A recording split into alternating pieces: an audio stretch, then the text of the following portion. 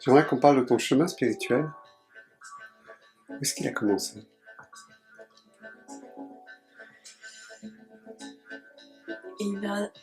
Il a commencé enfant. Je me suis rappelé il n'y a pas très longtemps que enfant, je parlais au ciel.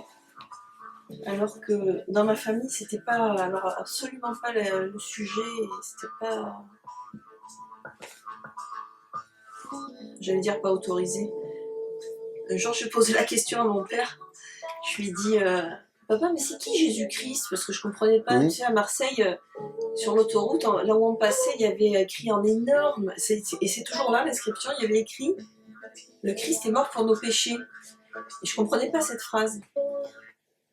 Et puis j'entendais parler du Christ, et puis un jour, je sais pas quel âge j'ai, mais je lui dis, mais papa, et, il a existé ou pas alors Jésus-Christ?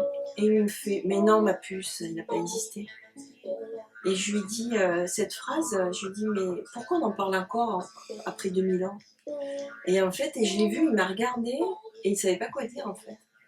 Et là, j'avais senti que je l'avais mouché quelque part, parce que j'avais posé la question, quoi, en fait.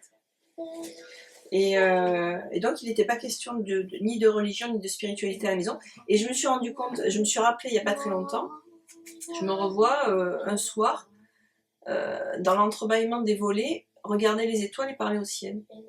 Et donc, en fait, mon chemin spirituel, je pense qu'il était, il était là dès enfant, en fait. Et puis après, à l'âge adulte, je l'ai oublié et mis de côté. Et puis, j'ai retrouvé toute cette connexion encore plus, de façon beaucoup plus, de façon très profonde en fait, vers la trentaine. Et comme on dit, une fois j'ai croisé quelqu'un qui m'a dit oui, t'as eu un ancrage, je sais plus ce que c'était le terme. J'ai retrouvé la spiritualité à travers un escroc.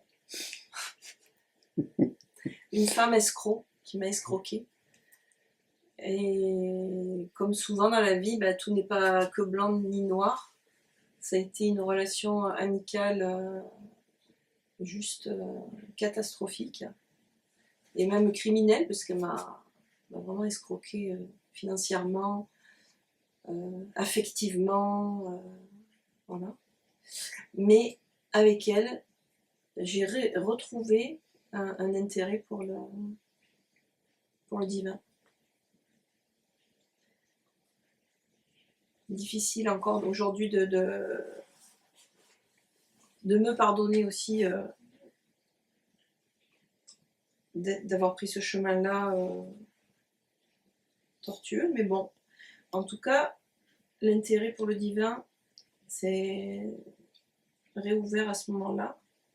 Et ensuite, quand j'ai enfin compris que j'étais vraiment dans un piège dangereux, je me suis défait de cette relation que j'ai coupée. Et j'ai eu vraiment la chance de rencontrer, par hasard, comme on dit,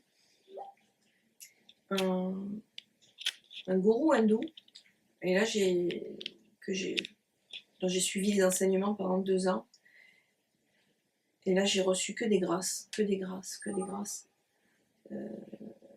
Quand je dis ça, c'est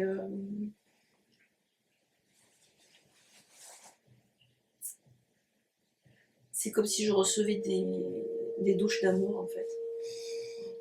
J'ai reçu de l'amour, de l'amour. Et ça m'a vraiment... c'était comme un baume, en fait. Ça m'a guéri, je pense, du manque d'amour que j'avais traversé.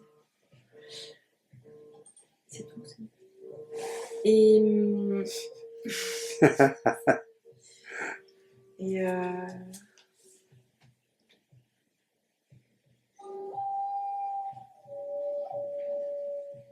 Et là, c'est comme si je retrouvais mon essence. Voilà. Je retrouvais mon âme, je retrouvais mon essence. Et là, ça a été comme une danse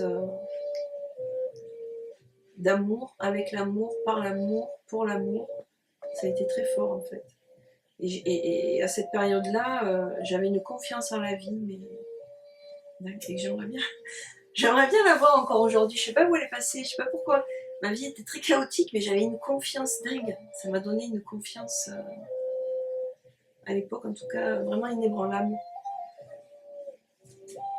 en la vie. Ouais.